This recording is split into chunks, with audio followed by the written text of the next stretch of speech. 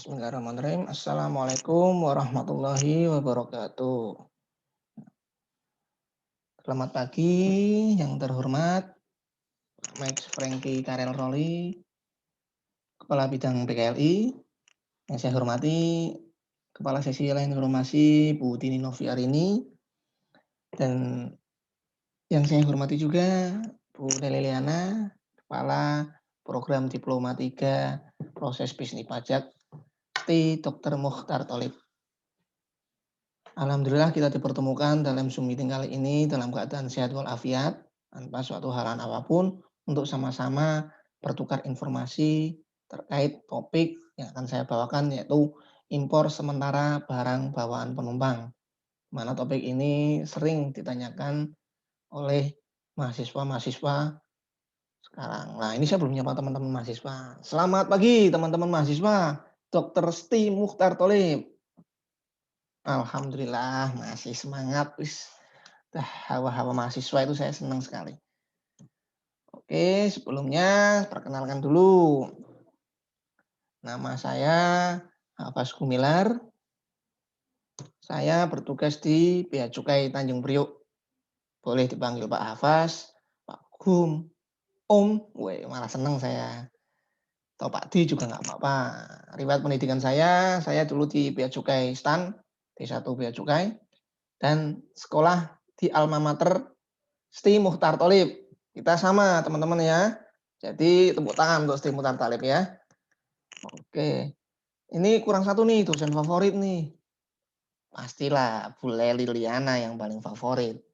Bu ya, harus rajin kalau sama Bu Leli. Tugas kerjain semua, oke? Iya. Lanjut, dalam sesi ini kita akan membahas nih terkait impor barang sementara bawaan penumpang. Ini saya udah nyuplik, ada pertanyaan di Facebook, namanya Robert. Saya kuliah di Amsterdam, kalau saya bawa barang pas mudik ke Indonesia, dan seminggu kemudian saya bawa balik lagi, apa kena biaya masuk sama pajak? Nah, ini yang akan kita bahas, impor sementara barang bawaan penumpang. Nah, dalam 10 menit ke depan, kita akan membahas dua topik, yaitu impor sementara non kargo dan impor sementara kargo. Kita akan fokus ke non kargo dulu ya. Oke, nah, kita harus tahu teman-teman semua dasar hukum dari impor sementara ini. Yaitu yang pertama Undang-Undang Nomor 17 Tahun 2006 tentang kepabeanan, PMK Nomor 178 tentang impor sementara, Peraturan Direktur Jenderal Bea dan Cukai Per 2 Nomor 2018 tentang petunjuk pelaksanaan impor sementara. Nah, kita masuk ke sesi pertama, impor sementara non kargo. Teman-teman nanti kalau yang bertanya di akhir acara aja ya, nanti ada sesi tersendiri. Oke? Oke, mantap. Impor sementara kargo. Nah, tadi ini cuplikan video ya, teman-teman. Robert tanya. Nah, kita harus tahu dulu nih, impor sementara ini apa sih? Impor sementara ini. Impor sementara adalah proses kegiatan memasukkan barang ke dalam daerah pabean dalam jangka waktu tertentu ya, teman-teman. Jadi kayak Mas Robert tadi kan dalam jangka waktu seminggu. Nah, untuk keperluan tertentu juga. Misal pameran. Biasanya sering-sering pameran. Berarti Mas Robert anggap aja dia mau pameran lah ya. Oke. Terus apa? Gimana bayarnya pajaknya? Nah, bayar pajaknya bebas ya. Bebas biaya masuk, pajak, dan impor. Ingat teman-teman ya. Tapi ada jaminan yang harus dibayar. Di mana jaminan tersebut akan dikembalikan sepenuhnya saat realisasi ekspor nanti. Misal Mas Robert mau kembali ke luar negeri lagi, jaminan akan dicairkan semuanya. Terus syarat barangnya apa? Apa semua barang bisa? Oh, ada dong. Tidak semua barang bisa. Contoh, syaratnya tidak habis dipakai, mudah dilakukan identifikasi, tidak mengalami perubahan bentuk. Ada lagi tujuannya atau keperluannya jelas. Mau diapakan ini barang? Mas Robert ditanya, mau tujuannya untuk apa ini barang, mau diimpor sementara. Terus satu lagi, bukti bahwa barang ini nanti akan dilakukan ekspor kembali, akan dikeluarkan dari daerah pabean kembali. Oke. Terus, "Oke Mas, terus gimana nih caranya nih?" Wih, Mas Robert udah menggebu-gebu nih gimana caranya. Oke lanjut, gimana caranya? Mas Robert nanti saat datang akan disuruh ngisi custom declaration, di mana apa, ngisi nanti seluruh barang bawaan dia dan barang tersebut, barang impor sementara tersebut. Setelah ditulis, langsunglah merapat ke petugas bea cukai. "Mas, saya mau impor sementara atas barang ini." Anggap aja jam ya, atas barang jam, "Gimana Mas?" Nah, nanti petugas bea cukai akan melakukan pendampingan, yaitu nanti akan dikasih namanya formulir permohonan impor sementara. Di situ ditulis tuh detail barang yang akan dilakukan impor sementara ini. Gimana sih, apa aja, apa namanya, keperluannya untuk apa semuanya. Nah, nanti setelah sudah selesai nanti petugas bea cukai di situ akan melakukan penelitian dokumen sama ya pemeriksaan fisik barang atas barang tersebut ya. Diperiksa, setelah diperiksa nanti akanlah keluar namanya bukti penerimaan bukan bukti, kayak pembayaran jaminan dulu. Mas Robert harus membayar jaminan atas barang ini, terus atas pembayaran tersebut akan dikeluarkan namanya bukti penerimaan jaminan. Nah, itu adalah surat yang digunakan untuk bukti keluar, bisa keluar Mas Robert dengan barang tersebut. Oke, lanjut. Nah, setelah itu nanti apa namanya, bisa surat kuasa ini misal Mas Robert dia datang dari Bandara Soekarno-Hatta nanti keluarnya dia kan Bandara Makassar. Nah, butuh surat kuasa, pernyataan bahwa kayak gitu. Oke,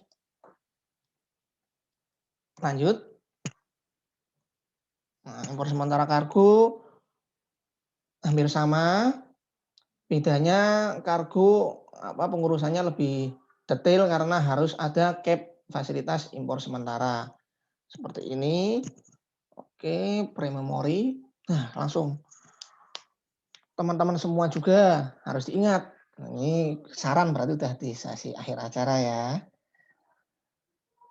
Clear barang dengan sebenar-benarnya, komunikatif dan transparan.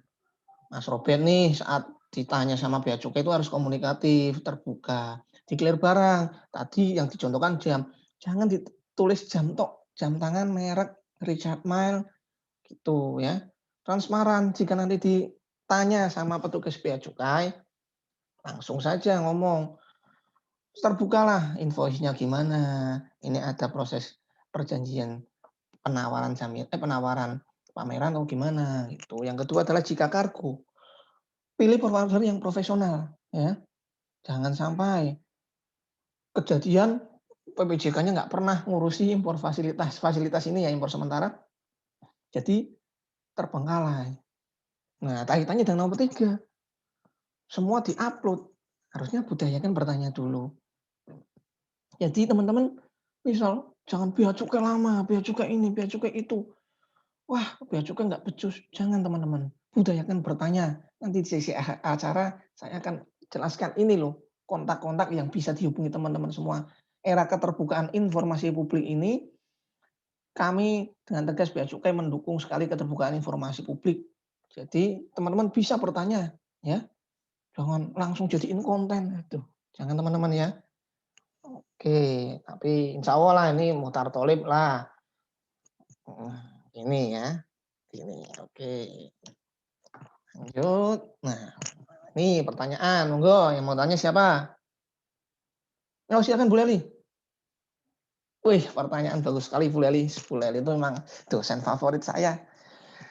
Berapa besaran jaminan? Besaran jaminan nanti yang akan dibayarkan Mas Robert ini adalah sebesar bea masuk dan PDRI yang harus dibayarkan ya. Jadi nanti yang hitung siapa? Yang hitung insya Allah petugas bea cukai. Dihitungkan. Ini segini Mas Robert tinggal bayar, keluarlah BPJ. Dan tak tekankan lagi, nanti nggak usah risau, jaminan yang dibayarkan akan dikembalikan 100% ya. Kecuali misal administrasi bank kita nggak itu, nggak tahu ya. Tapi kalau untuk bea cukai kita kembalikan 100%. Oke. Ada lagi? Oh, alhamdulillah. Udah pinter-pinter semua ini. Tuh, mahasiswanya Bu Leli. Mantap Bu Leli itu memang. Oke, tiba di pokoknya setelah ini kan, nah ini juga nanti yang saya janjikan call center, email, website, medsos, silakan dihubungi. Semua kita transparan. Oke, tiba di sesi akhir acara ya. Tapi tadi bisa disimpulkan bahwa tadi saya jelaskan apa aja. Oke, umur sementara itu dari luar daerah pabean ke dalam daerah pabean dalam jangka waktu tertentu. Oke, syaratnya betul sekali, tidak berubah bentuk, perubahan jelas. Apa namanya, ada bukti nanti akan diekspor kembali. Oke, lanjut.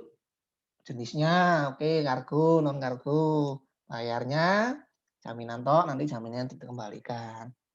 Oke, teman-teman ya. Terima kasih atas perhatiannya. Saya undur diri ya teman-teman. Jangan lupa kita harus tetap semangat sebagai mahasiswa ya. Insya Allah semoga kita bisa bertemu lagi di lain kesempatan. Ya, jangan lupakan tadi informasi ini bisa diupload karena ini informasi ya, informasi positif ini. Sama saran-saran tadi bisa digunakan masukan untuk teman-teman semua jika akan melakukan impor sementara barang bawaan penumpang. Oke, terima kasih Bu Leli, Pak Max, Bu Tini, dan teman-teman mahasiswa semua. Mohon izin. Assalamualaikum warahmatullahi wabarakatuh. Semangat!